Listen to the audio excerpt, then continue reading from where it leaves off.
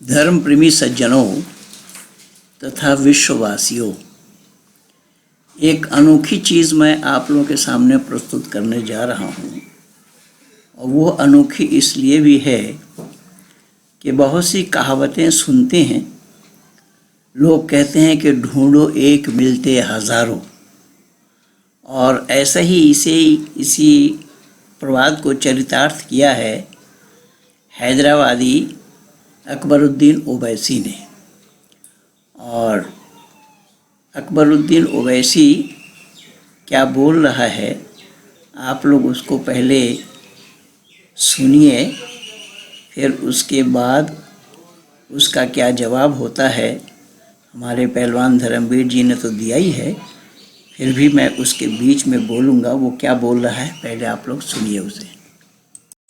अरे मक्का मस्जिद के मिंबर के दामन में अल्लाह के घर में खड़े होकर कह रहा हूं, जब मेरे ऊपर हमला हुआ, जब मुझे उठाया गया, जीप में डाला गया, उस वक्त एक नूरानी चेहरा सफेद लिबास में मेरे पास आकर मेरे सर पर हाथ रखा। मैंने पूछा आप कौन है, तो कहने लगे मैं मोहम्मद रसूल अल्लाह हूं। बंधुओं, देखिए ये किस तरीके से मस्जिद में खड़ा होकर के झूठ बोल रहा है कि ये जब बेहोशी के हालत में था, जब तेरे ऊपर हमला हुआ, जब तू हॉस्पिटल में गया, तो वहाँ इसने क्या देखा, कोई एक नूरानी चेहरा सफ़ेद कपड़ा पहन करके इसके पास आया और इसके सर पे हाथ रखा और इसने पूछा आप कौन है। ये बोलने की होशो हवास में था, ये सच है या झूठ है। तो जवाब क्या मिला कि मैं मोहम्मदुर रसूलुल्लाह हूँ। अब इस नालायक ने, इस जाहिल ने सल्लल्लाहु अलैहि वसल्लम भी नहीं कहा। मुसलमानों, ज़रा ध्यान से सुनो मेरी बातों को, क्योंकि मेरे लिए तो बात ऐसी है, तुम लोगों को ये लगता है कि मैं बोलूँगा तो बोलोगे कि बोलता है। जब एक कार्टून बना, उस कार्टून के लिए तुम इतनी आफत मचाने लगे, लोगों के गला काटने में भी संकोच नहीं किया, जबकि वो कार्टून ओरिजिनल नहीं है। जब ओरिजिनल फ़ोटो उनके मिलते नहीं है तो उनका कार्टून बनाना, किसी का भी हो, जिसका ओरिजिनल फ़ोटो दुनिया में नहीं है, दुनिया वालों के पास नहीं है, और उनका कार्टून कोई बना दे तो वो कार्टून मसनूई होगा, नकली होगा या असली होगा। वो अपने ख्वाहिश के बलबूते पर बनाएगा या ओरिजिनल बना देगा। तो उस पर तुम दूसरे का गला काट सकते हो इसी झूठी बात पर। और ये कितना बदतमीज़ी कर रहा है कि ये सल्लल्लाहु अलैहि वसल्लम भी नहीं कह पाया, नहीं कहा, कह पाया नहीं कह रहा है। और उस मोहम्मदुर रसूलुल्लाह के लिए ये किस तरीके से बकवासबाजी कर रहा है। उनके पास और कोई काम नहीं है। वो तेरे जैसा नालायक, झूठे, मिथ्यावादी कहीं के तेरे पास आएंगे वो हैं? क्या इतना ही समझ रखा है तू है? वो दीन के लीडर हैं और दीन के लीडर के पास इतना ही काम है कि तेरे जैसे तुझे जो पेशाब किस तरीके से करना चाहिए उसकी भी बैठने की तमीज़ तुझे नहीं है। जुब्बा पहन करके तू दुनिया वालों को दिखा रहा है, झूठ बोल करके मस्जिद में खड़ा होकर। अरे चुल्लू भर पानी में डूब मत, नालायक, झूठा, मिथ्यावादी कहीं का। देखिए आगे और क्या बोल रहा है ये।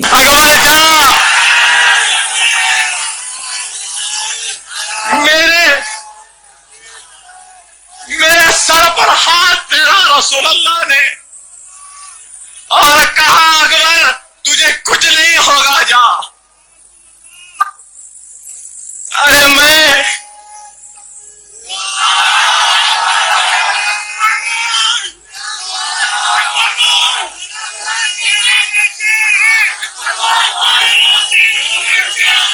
रसूल अल्लाह आए और कहा कि जा अकबर तुझे कुछ नहीं होगा। अरे मैं केयर हॉस्पिटल में था, वल्लाह मैंने देखा अपनी आंखों से, गौसुल आजम दस्तगीर खड़े हैं, ख्वाजा अजमेरी खड़े हैं, बंदा नवाज खड़े हैं और सालार है कि उनके कदमों को पकड़े कह रहे हैं कि मेरे बेटे की जान को बचा लो, मेरे बेटे की जान को बचा लो। इसकी और जहालती देखिए, ये एक्टिंग किस तरीके से कर रहा है, रो रहा है। झूठ बोलने के लिए भी कला चाहिए, और वो कलाकारी इस मक्कार के पास नहीं है, झूठ बोलना भी नहीं जानता है। और हुजूर सल्लल्लाहु अलैहि वसल्लम इनके सर पे हाथ रखा है, और वहाँ पर गौसल आज़म और ख्वाजा अजमेरी सब उनके पांव पड़े। तू उस गौसल आज़म के ऊपर है या ख्वाजा अजमेरी के ऊपर है, वो सब पांव पड़े हैं और हुजूर तेरे सर पे हाथ रखे हैं। अरे झूठे कहीं के, मक्कार, चुल्लू भर पानी में डूब मर, झूठा मक्कार कहीं का। अब इस्लाम जगत को सोचना चाहिए। अरे इसके पीछे भेड़िया धसान देखिए, उसके पीछे वाहवाही कर रहे हैं। यानी भेड़ों की जितने भी इनको लानत भेजे उतना ही कम है। अब क्या क्या बताया जाए, ये दुनिया वालों को सुनना चाहिए और इस्लाम वालों को समझना चाहिए कि यह नालायक झूठा मिथ्यावादी कहीं का ये सच बोल रहा है या झूठ बोल रहा है, और उसको सुनने के लिए वाहवाही दे रहे हैं लोग। और इसी पर ही सवाल उठाया है अपने पहलवान धर्मवीर जी ने। उनकी वीडियो को सुनिए, वो क्या बोल रहे हैं। इसी तरीके से सवाल उन्होंने भी उठाया है। अब इस्लाम वालों को चाहिए कि इन झूठे को सज़ा देना।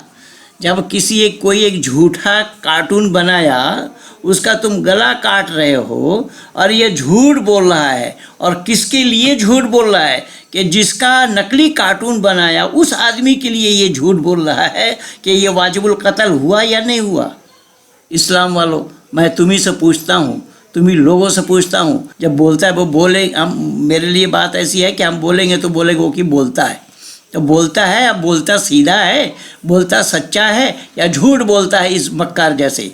ये झूठों को आप इस्लाम वालों को चाहिए कि एक झूठा नकली कार्टून बनाने से जब उसका गला काट सकते हो, और ये झूठ खुलेआम बोल रहा है, पब्लिकली बोल रहा है, जनता में बोल रहा है, इस झूठे को क्या सज़ा दोगे इस्लाम वाले, बताओ। और मैं असदुद्दीन ओवैसी से भी पूछना चाहता हूँ, और ये कह रहे कि मेरे जैसा ईमानदार बाप का और कोई बेटा नहीं। अब बाप का बेटा तेरे बड़ा भाई असदुद्दीन भी तो है, तू ईमानदार है, वो बेईमान है। ये देखिए ये किस तरीके की बात कर रहा है। तो खैर, आप पहलवान धर्मवीर जी से सुनिए उनके विचारों को, तो आप लोगों को सच्चाई पता लगेगा कि किस तरीके से ये झूठ बोल रहे हैं, और इस्लाम वाले इनके झूठ का क्या सज़ा दे रहे हैं। हम लोग भी देख रहे हैं कि इन झूठे का सज़ा इस्लाम वाले क्या देते हैं।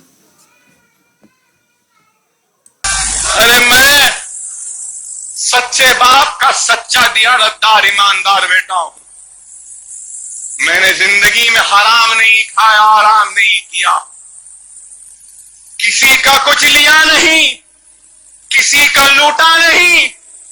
दुनिया जानती है कि अकबर ओवैसी ने अपने दर पे आने वाले को फूल नहीं तो कम से कम फूल की पगड़ी देकर। मैं संपूर्ण इस्लाम जगत से ये पूछ रहा हूँ कि एक काल्पनिक कार्टून बनाने से जब उसका गला काटा जा सकता है या गला काटते हैं या गला काटा गया है, तो उसी व्यक्ति के नाम ये झूठ बोल रहा है, और उनके आने की बात ये कह रहा है। उन्होंने आकर के इनके सर पे हाथ रखा, और गौसल आज़म और ख्वाजा अजमेरी सब उनके पैर पड़े हैं, और ये उन लोगों से भी बड़ा आदमी है, उन लोगों से भी मर्यादा में बड़ा है, मर्तबा में बड़ा है, जो हुजूर सल्लल्लाहु अलैहि वसल्लम इनके सर पे हाथ रखे। इस झूठ का क्या सज़ा इस्लाम वाले देना चाहते हैं, मैं पूछना चाहता हूँ संपूर्ण इस्लाम जगत को, कि झूठा कार्टून बनाने से जब उसकी सज़ा मौत है, तो ये उसी व्यक्ति के नाम ये झूठ बोल रहा है, उसको क्या सज़ा देंगे। मैं चुनौती दे रहा हूँ इस्लाम को, आओ मैदान में कौन आ रहा है। सभी दोस्तों को नमस्ते। मेरे प्यारे दोस्तों, हैदराबादी अकबरुद्दीन ओवैसी ये इस तरह की बातें करते हैं, अपने लोगों को भी पागल बनाते रहते हैं। इनका काम यही है। ये कुछ दिन पहले कह रहा था 15 मिनट के लिए पुलिस हटा लो, हम सब हिंदुओं को मार देंगे। फिर कह रहा था कि जितने भी हम जब जाएंगे तो अपने साथ में ताजमहल वो जो लाल किला सबको ले जाएंगे। कहाँ ले जाएगा भाई, ठाक है, इनको बुद्धि नाम की तो चीज़ है नहीं। कहता कि हमारे जो पूर्वज आए, अब इनसे पूछे इसके पूर्वज कौन थे 4 पीढ़ी पहले, इसको पता नहीं है। ये आक्रांता को दूसरों को अपना बाप बता रहा है। वो यहाँ आए, उन्होंने क्या, उन्होंने ये बनाया। अरे उन्होंने सिर्फ कब्जा किया, अगर उनमें दम होता तो सऊदी अरब में और जगह भी लाल किला ताजमहल बना के दिखा देते। खैर वो बात तो छोड़िए, अब मैं बता रहा हूँ आपके देखे वीडियो, इसकी वीडियो देखे अपने लोगों को कैसे पागल बना रहा है। और इन्हीं के लोग इसी की तारीफ में झूठ बोल रहा है, और झूठ बोले किसकी तारीफ में, अल्लाह अकबर नारे तकबीर कह रहे हैं। और ये रो रो के लोगों को अपनी बात बता रहा है कि मैं जब मेरे साथ जब हादसा हुआ, लोग मुझे उठा के हॉस्पिटल ले गए। पहली बात तो इनसे पूछे, कुरान के हिसाब से तो किस हॉस्पिटल में गया था? हॉस्पिटल तो काफिरों का बनाया हुआ था, काफिर का हॉस्पिटल है। और वहाँ जो काफिर के हॉस्पिटल में सल्लल्लाहु अलैहि वसल्लम यानी कि रसूल अल्लाह साहब आए और इसके सिर पर हाथ धरा सफ़ेद लिबास में, और कहा तुझे कुछ नहीं होने वाला। उनके जो सामने ख्वाजा अजमेरी खड़े थे, बंदा नवाज खड़े थे और सल्लल्लाहु अलैहि वसल्लम के पैर पकड़ रहे थे। जबकि यहाँ इनके यहाँ कहा गया इस्लाम में कि अल्लाह के अलावा किसी के सामने झुकना नहीं, सजदा नहीं करना।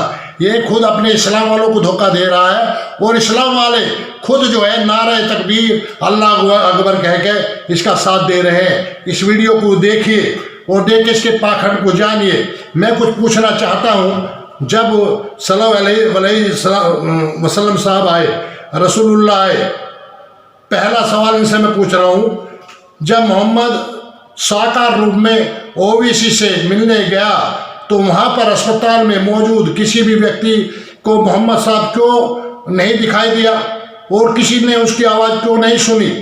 दूसरा, मोहम्मद साहब की मौत के बाद आज तक हजारों महान आतंकवादी, लुटेरे, बलात्कारी, हत्यारे और जिहादी मुसलमान मौलवी हो चुके हैं। कुछ अच्छे जिसको अच्छा बताते हैं वो भी हो चुके हैं। मोहम्मद किसी को नहीं दिखाई दिया, इसका कारण क्या है? ओवैसी क्या कौन सा सबसे महान, और सिर्फ ओवैसी क्यों मिलने के लिए मोहम्मद साहब आए? तीसरा, मक्का से हैदराबाद तक मोहम्मद साहब किस भान से आए?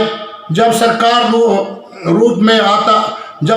रूप में मोहम्मद साहब आते तो उनका पासपोर्ट वगैरह, वीज़ा वगैरह लगता, किसी को दिखाई देते, तो कैसे आ गए? मोहम्मद साहब अगर बुराक पर बैठकर आए तो वो बुराक को किसी ने क्यों नहीं देखा? चौथा सवाल है, जब मोहम्मद साहब साकार रूप में आए थे तो ओवैसी ने उसे कैसे पहचाना? क्योंकि आज तक ना तो किसी के पास मोहम्मद साहब की कोई तस्वीर है और ना ही उनका हुलिया के बारे में कोई कुछ विवरण देता है, ना मिलता है। पांचवा सवाल, मोहम्मद साहब ने ओवैसी से किस भाषा में बात की? और अगर हैदराबादी उर्दू में बात की तो मोहम्मद साहब के ज़माने में उर्दू भाषा मौजूद थी या नहीं? क्या मोहम्मद साहब ने कब्र में पढ़े हुए उर्दू भाषा सीख लिया? कब्र में हो रहते हुए मोहम्मद साहब ने क्या उर्दू भाषा सीख ली? जवाब दें। छठा सवाल है, अगर ओवैसी की बात सच है तो वह मोहम्मद साहब का हुलिया क्यों नहीं बताया कि मोहम्मद साहब देखने में कैसे थे, उनका रूप कैसा था, उनकी लंबाई कितनी रही होगी, मोटे थे, थिकड़े थे, लंबे थे, गोरे थे, कैसे थे, उनका पूरा विवरण लोगों को क्यों नहीं बताया? सारी दुनिया मुसलमान बन जाएगी अगर यह सत्य बात हो जाए तो। हमारा तो पूरा विश्वास है कि जरूर शैतान ही था जो आया होगा, इसको दिखाई दिया होगा, या इसकी अपनी कल्पना है। तो इस तरह की बातें आप देखिए खुद ही जो है। मोहम्मद साहब को दुनिया से गए हुए कितना समय हो चुका है। अगर मोहम्मद साहब इसको आकर आशीर्वाद दे रहे हैं, इसको बचाने की बात कर रहे हैं, तो मोहम्मद साहब के खुद दामाद अली, उनकी गर्दन काट दी गई, उनको मोहम्मद साहब बचाने नहीं आए। उन्हीं के परिवार वंश का नाश कर दिया मुसलमानों ने नहीं, तो उनको बचाने मोहम्मद साहब नहीं आए। अपने नवासों को, हसन को, हुसैन को, उनको बचाने मोहम्मद साहब नहीं आए। अपने खुद माता आयशा को बचाने मोहम्मद साहब नहीं आए, उसको धोखे से मार दिया गया। मोहम्मद साहब को खुद नहीं पता था कि उन्होंने जो है गोश्त में दूसरे ने किसी ने जहर मिला के उनको खवा दिया, जिसके कारण जो है मोहम्मद साहब की मौत हो गई। मोहम्मद साहब किस तरह तड़प के ये शरीर को छोड़ा और वो कब्र में दफना दिए गए, कोई इनको नहीं पता है। अरे वो शरीर रूप धारण करके आ रहे हैं, तो किसका शरीर रूप धारण करके आ रहे हैं कि अल्लाह ने उनके रूह को जो है किसके शरीर में भेज दिया जो इससे मिलना आएंगे। और जो नवाज ख्वाजा भी वो भी आए और उनके पैर पकड़ रहे हैं। क्या अभी एक तरफ ये तो कह रहे हैं कि इस्लाम में जायज़ नहीं है अल्लाह के अलावा किसी के साथ झुकना। ऐसी अल्लाह जो शुरू में जब अल्लाह ने कहा कि आदम को सजदा करो, सबने सजदा किया, इब्लिस ने नहीं किया, तो उसमें कसूरवार कौन है? अल्लाह है, क्या है? एक तरफ ये कहते हैं कि अल्लाह के अलावा किसी के सामने झुकते नहीं, झुकना नहीं चाहिए। वह अल्लाह ही आदम के सामने जो सजदा करा रहा, सबको जो झुकाने की बात कर रहा, इब्लिस नाट गया था, जिसको जो इन्होंने कहा कि अल्लाह ने कहा तो है ही काफिरों में से।